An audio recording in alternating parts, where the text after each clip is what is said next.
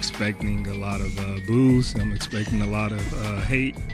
And it's okay. I understand. Coming up on NBA Today, Marcus Smart knows what's coming when he goes back to Boston. But what did Luka say that is driving his mindset to play in LA? Plus, back-to-back brewing. What we saw from the Liberty last night that should have the whole league paying attention. And there's only one CP3, but don't miss what happened behind the scenes to make sure the number stayed his and what it says about the Clippers' team chemistry. NBA Today starts now. All right, Celtics fans, look away. Sorry, Marcus Smart donning the purple and gold for the first time yesterday. Here he is addressing the media for the first time. When you get a guy like Luka calling, referencing, checking on you, trying to see where you at to see, and if you want to come, enjoying something special that he's trying to cook up over here, and for him to say that, to see that he can really use my help, that meant a lot. Played against Luka a lot, been on a lot of opposing ends of Luka magic, and to be able to come out and be on his side at this time means a lot. It first came, my agent, I'm working out, and I get a call from my agent saying, hey, Luka's reached out. And I'm like, yeah, whatever. All right. And then another day, same thing, Luka reached out again. And now it's real. It's no longer what ifs. It's real, and it's something we need to talk about. And that was a great feeling, like I said, and that's kind of what got the things going for me to be here, and I'm excited to be here. So there he is, Marcus Smart. George Sedano in for Malika Andrews today alongside Dave McMiniman, David Dennis Jr., and NBA champ, our guy, Kendrick Perkins. So, Dave, you shot that video that we just saw. Luka playing a pretty big role as a recruiter in the Marcus Smart situation. New look for him. So what does that tell you? Well, first of all, let's talk about the guy he's talking about, Luka Doncic. There was ownership by Luka of this offseason to stamp down that he wants to be part of the Lakers moving forward, and he wants others to join him. So he makes calls to DeAndre Ayton, the guy who came into the draft with him as the #1 pick. Now he's the center for the Lakers. Makes calls to Marcus Smart.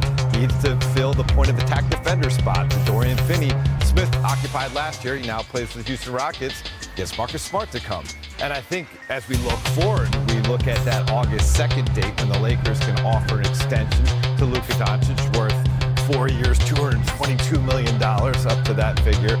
And I would say if you're a Laker fan, you shouldn't have any worry about Luka coming to some sort of an extension or agreement with the Lakers, which means he won't just be a Laker for next season, won't just be a Laker for the season after that. I think at a minimum, we're talking about a 3-year extension. Burke?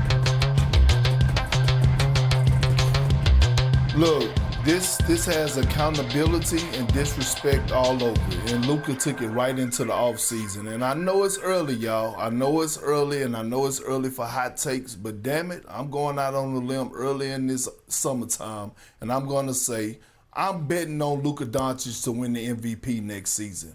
This is the type of commitment that I want to see from a great player like Luka. I want to see the videos of him working out. I want to see that he's taking accountability for his losing weight and getting in shape. I want to see him being committed to the organization and to his franchise and to his head coach by reaching out and getting players around him. You talk about getting DeAndre Ayton, they got him, right, a center that he needed. They also went and got a guy, Marcus Smart, who they haven't had a primary defender like that on the wing since Alex Caruso. And now all of a sudden Luka is saying, I'm ready for this season. I took the disrespect from last season with the Mavs trading me. I'm holding myself accountable. And all the greats in the history of greats have went through some type of adversity or went through some type of thing throughout their career where they had to have an accountability point, and we're seeing that through Luka right now. I'm sorry, let me rewind a bit. I just do not totally like the way we've been talking about Luka Doncic in this offseason. You're coming off of one of your worst seasons, not just, performance, but like in terms of the expectation, in terms of the injury, the Mavericks moved you out to Los Angeles, and then you got embarrassed in the first round of the playoffs, and we're supposed to be talking about this guy who needs to be an MVP type of dude, and we're celebrating the fact that he looks like he's in shape. Like, that should be a bar, should be way higher than that for somebody at Luka Doncic's caliber of performance right now. You have to be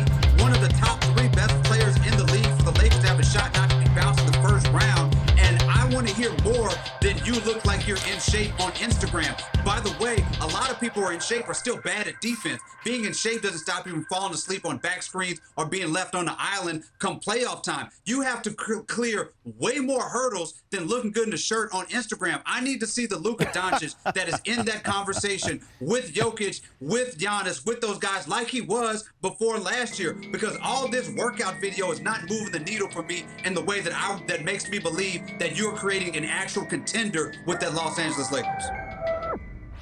Well, David, did you keep the same energy with Nikola Jokic? Because Nikola Jokic had to go through a stage of his career where he had to get in shape before he had to lose weight and get in shape before he hit a stage to go win a championship. Giannis Antetokounmpo had to put on 50 pounds and work on his body before he went and got to the mountaintop. Steph Curry had to go, bust his ass and put on weight and size before he got to the mountaintop. All the greats that have accomplished a goal had to reach some type of adversity. Hell, LeBron James had to leave Cleveland and go to Miami to learn the recipe and to learn how to learn to reach the mountaintop. Michael Jordan, he took his bumps and bruises against the bad boy Pistons in the Celtics and had to get in the weight room before he reached the mountaintop. This is nothing new. Like, guys hit this as young players, they hit the ground running when they come into the league. They hit their head on the wall every now and then all of a sudden they have to bounce back. Go ahead. Let Dave jump. Yeah, it's one thing to hit your head to get.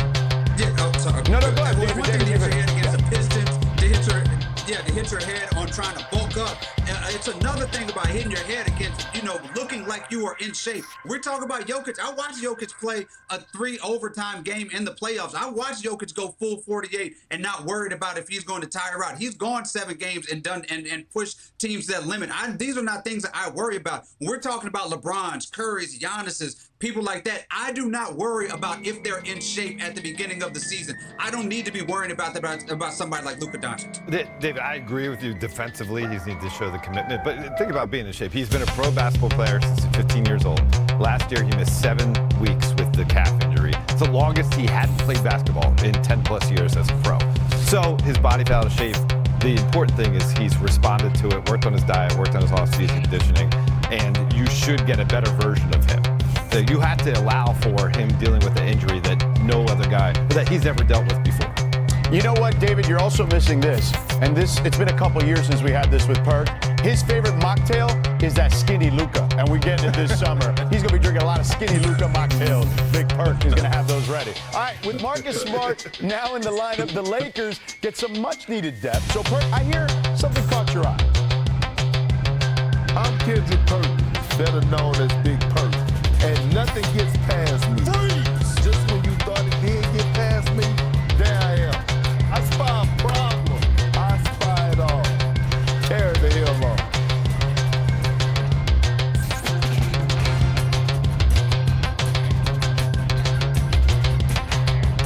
And I do. And we have this term in my neighborhood. That game recognized game. And Luka recognized game because he's played against Marcus Smart. Marcus Smart and him has battled a lot through his young career. And he knows what it feels like to battle a former defensive player of the year. This is Luka's spot against anybody else in the NBA. I want you to look, this low post area right here. Look at Marcus Smart being able to take the contact, being able to hold it, and make Luka take a tough contested shot. Here you go again. Marcus Smart being the pest that he is, making Luka uncomfortable, forcing him to a tough contested 2-point shot. Luka saying, I know what this guy's gonna bring. I know the tenacity that he has. In Marcus Smart, in Luka's career, against Marcus Smart, he has shot 29.7% when Marcus Smart is the closest defender. Again, game recognized game. It's a reason Luka hopped his ass on that telephone to call Marcus Smart, because he knows what he's going to bring to the table. Yeah, I don't think there's any question about that. I think Marcus Smart is excited. But Dave, you kind of alluded to it earlier. How much of an impact can Smart have? Considering, look, he hasn't played 60-plus games in 3 seasons. Which is a great point to point out, George. But obviously he wasn't in the best situations in Memphis because of the injuries they suffered as a total team. And in Washington, I don't even want to call them Washington. He was with the Washington Wizards. You can't use the No W. Yeah. They weren't trying to win. But he was so excited to be in the Lakers facility yesterday. It was like he got a new lease on life. He's back in a winning situation. Yeah, he's on the other side of the Celtics-Lakers rivalry, of course, but he recognizes that both those franchises play to win perennially. And I think just that kind of effervescent attitude will do a lot for this group. He looks at it like, we got a chance. I asked him, the West is stacked. Yeah. And he said, well, I would stack us up against anybody else in the West. We have no ceiling. That, to me, that energy, that confidence will do a lot. Getting this ball rolling in the right direction from day one of training camp. Yeah, listen, I had Marcus Smart on the radio show on 710 ESPN here in LA, and I asked him about that Wizards situation specifically. Wizards, sorry. He talked about the finger being a real issue, obviously, but I asked him, look, sometimes these teams in their situation, they want to play the young guys and make sure that those guys get some run. And he kind of laughed a little and says, yeah, you know, it's a different circumstance when you're playing on a team like that. So anyway, all right, Marcus Smart isn't the only guy to play for both the Celtics and the Lakers. Shaq is an all-time Lakers great, winning 3 titles, 3 finals MVPs, and a regular season MVP in LA. He also played his final 37 games of his career for Boston and going for 9-5 in that stretch.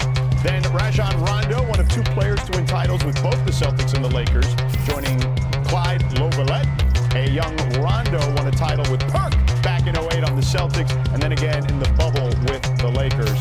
And then lastly, Isaiah Thomas finished 5th in the MVP voting for the 16-17 Celtics while scoring nearly 29 points per game and trailing only MVP Russell Westbrook in clutch time scoring. He also averaged 14 a game in 21 games for the Lakers later in his career. All right, Perk, let me ask you a question. And this is a tough one because you know people are watching, because they're always watching. Would you have suited up one more season if the Lakers would have come calling? You damn right I would have. You damn right. Especially for the vet minimum. Suit me up, and I would have did my role to the T. And that's sitting on the bench and being the extension of whatever coach they had at the time. You damn right I would have suited up for the Lakers. All right, fair enough, Perk. I love it. You keep it 100 all the time. Paul. Chris Paul, what are you doing? It was just announced yesterday that you signed with the Los Angeles Clippers, marking your return to the team where you were a 5-time All-Star. Now, they wanted me to present you with this. It's your official jersey.